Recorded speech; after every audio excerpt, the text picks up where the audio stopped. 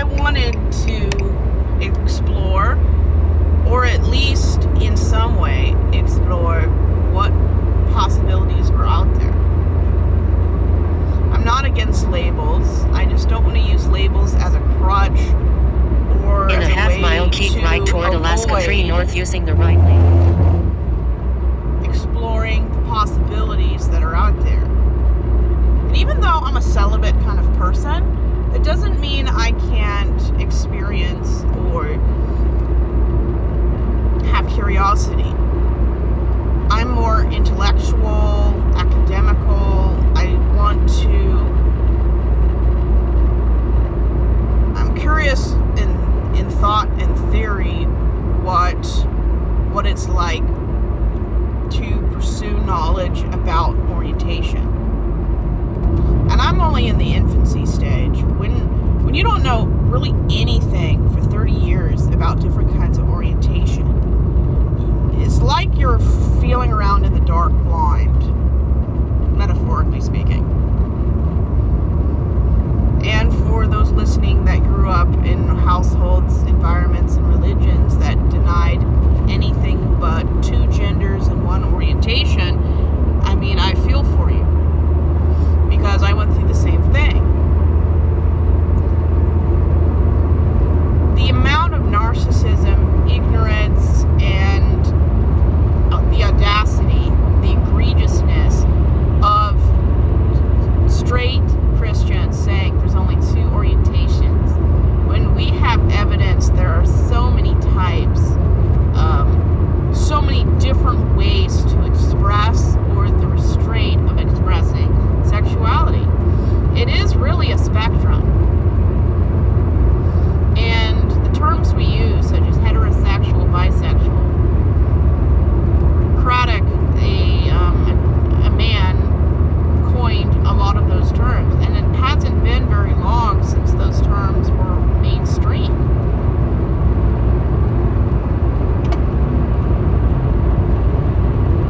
I don't want to lose out on any life experience because I box myself into a corner.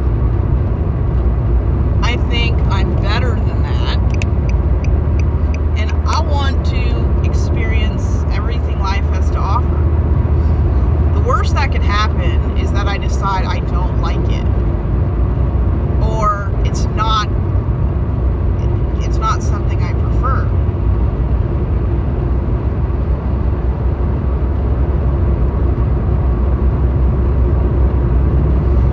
So, orientation is important. It's not everything about yourself. It's not your whole identity, but it is a very important part of who you are.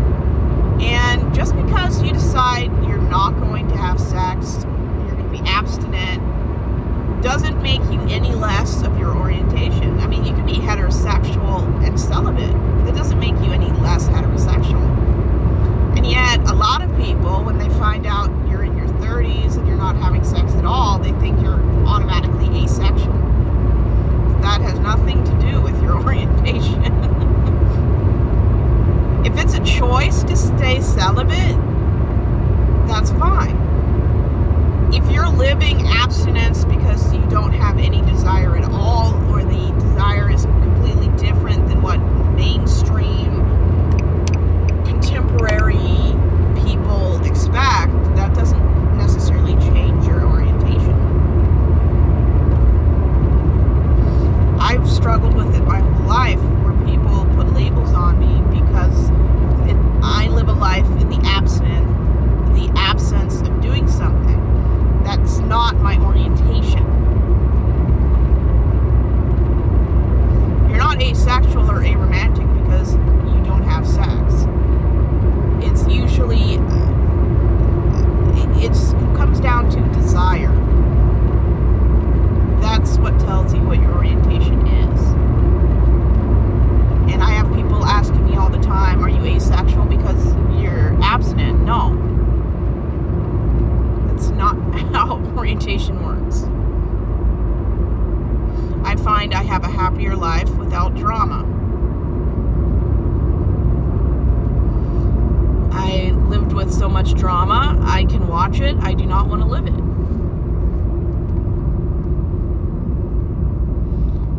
long as everyone lives the life they want to live, happy, satisfied, whether with or without what the majority of people in America deem normal, I'm fine. You're not normal because you have sex, and you're not abnormal or broken because you don't. Sex doesn't mean you're whole, you're better, you're more of a man, a woman, or whatever you identify yourself as. It's just a recreational activity. And yet our culture goes insane if somebody chooses to live outside the norms of what's expected. That's why you just don't care what people think. If people could stop caring what people thought, they would live lives more in tune with who they are. I'm learning how to stop caring what people think. And when your entire life, identity, past and present, is made up and triggered and influenced by people who are never happy, they are never satisfied with themselves, you, and everything else in between, it is what it is.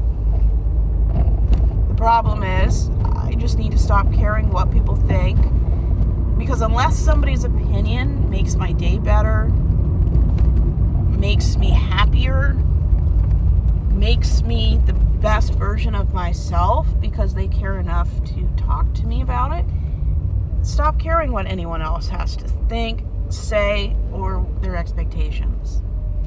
Life is way too short to give people the power to control you.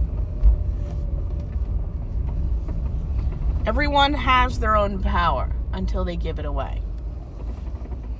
And some of the hardest things people will ever do is living with integrity. And if that pisses off your entire family, well, they choose to be unhappy, they choose to be miserable, and they choose to put significance on things that don't matter.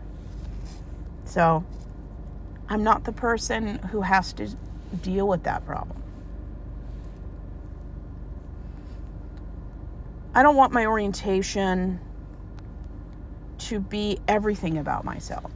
It is a very important part, just like my appearance, my education, my background is an important part. They're all little parts of a puzzle. I would say my orientation probably takes up 50% of the pie. But it's not 100%. It's not 80%. It's 50%. Because orientation, sexuality does impact how you act, behave, your identity, your future, the kind of life you choose, family, kids. Orientation is important, but I don't want to make it my name, my identity, or everything about myself. Because I'm more than just sexuality and orientation. I don't just want to be a daughter. I want to be a sister, aunt, friend, mentor, employer. I want to have many hats. I refuse to let my sexuality and orientation be the only identity I have. I don't want to be exploited by people. And I'm done letting other people, friends, family, strangers, tell me what's wrong with me. And if somebody doesn't like me because I don't use the term straight or heterosexual, fuck them. Most people's criticisms are confirmations. When someone accuses you, makes fun of you, they're making a confession. They either wish they were you, they don't have the backbone and courage to be you, or they're not open-minded enough to see what you're doing as something viable and valuable. Don't waste your time. The right kind of people will want you to be happy, want you to pursue who you are. And if your orientation makes you lose friends, they really weren't your friends. They did you the biggest favor by leaving. If people don't make your life better, easier, more worth living, you're better off without them. And it's hard to let go of toxic, disappointing people who can't and won't ever get it. My family are homophobes. They don't like anything but what comes out of a Norman Rockwell painting. The biggest karma I think bigots can ever have is for their kid to be everything they abhor. Me being a white, cis, nonconformist, feminist, queer ally, BLM activist, content creator, liberal, that's the biggest karma bigots could ever have, to have a daughter like that. I don't pattern my life to piss them off, but as it turns out, karma is a walking person. And how they respond to that says everything I need to know about them. And right now it tells me they don't want to know the real me. They don't care. And I just prefer my own company. If someday I meet people who are open-minded enough to understand, then maybe. If not, I prefer my shadow instead. I would rather walk alone with good mental health, without anyone around me that makes my day worse, makes me doubt who I am, than being in a room full of people that just make my life misery. You can't choose your family. You can choose everything else. You can choose where you work, friends, career. You can choose what you want to do. You can choose your partner, your kids. I do not have to put up with people who disrespect me. And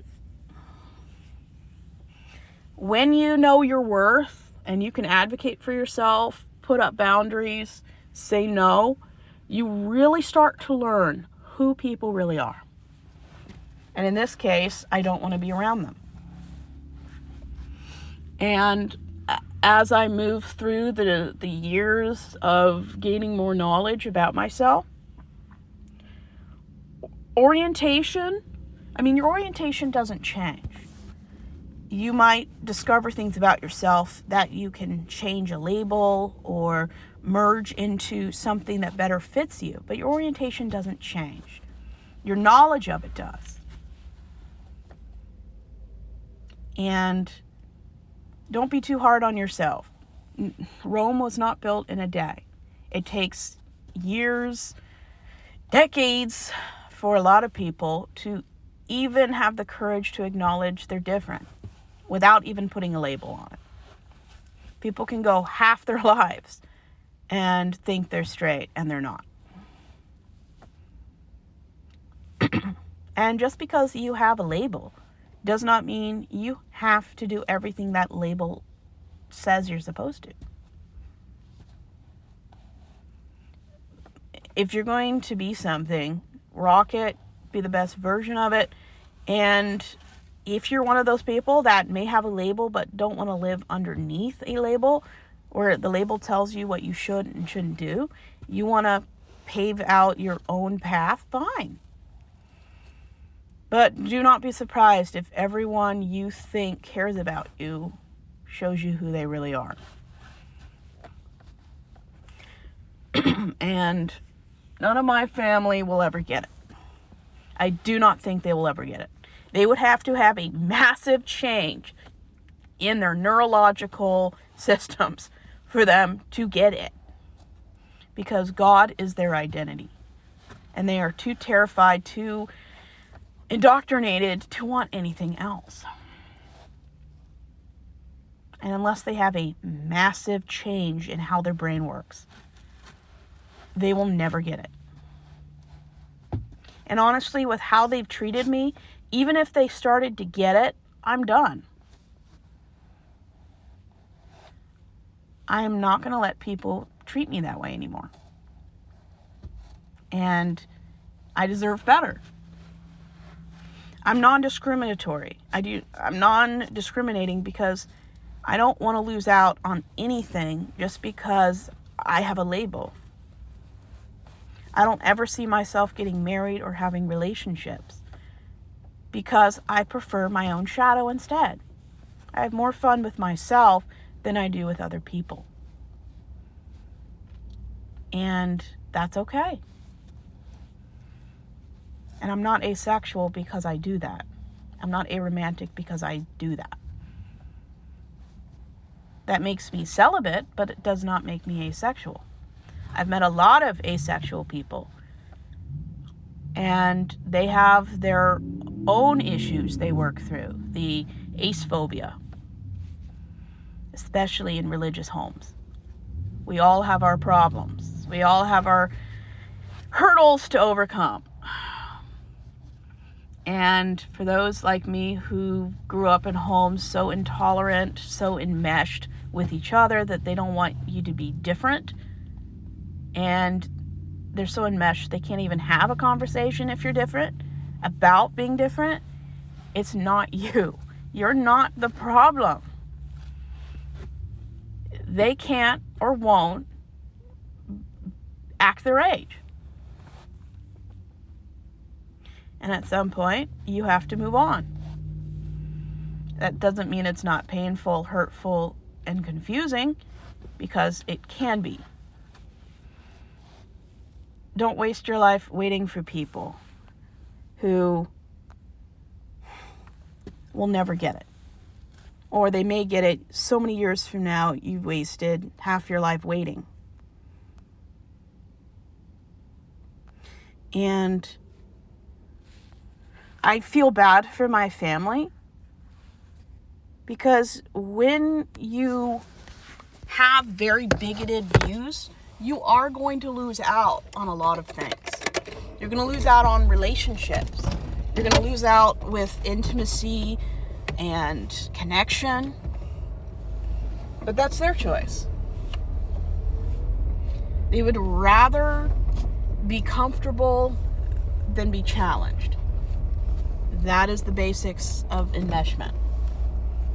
And I would rather be uncomfortable and always learning, educating, and supporting people than being comfortable.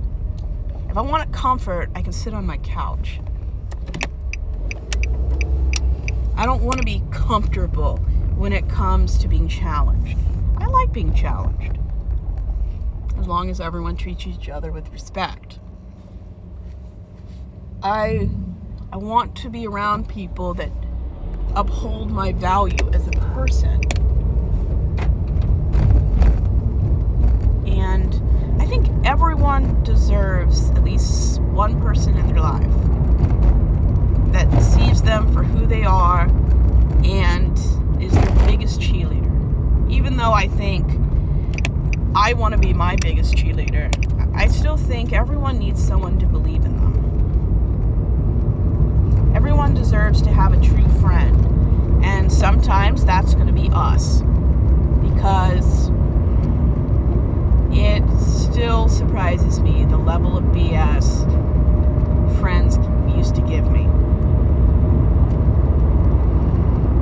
We all deserve better, and until we start advocating for ourselves to get better, what can we really expect?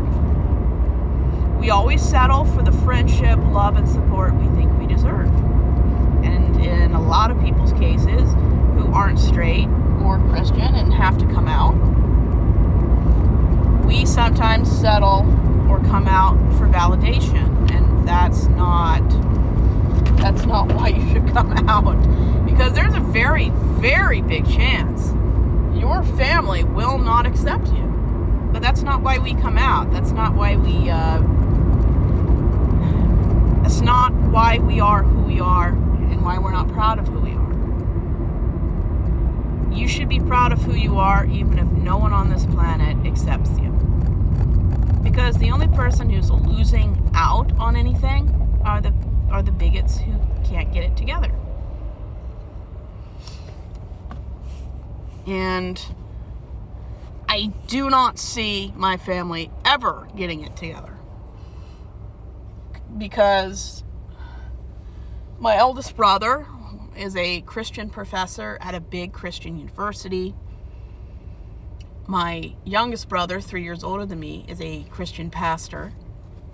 And all my other siblings are so deeply immersed in Christianity, it's like taking a shower. I do not see how anyone in my family is going to come out or even mellow.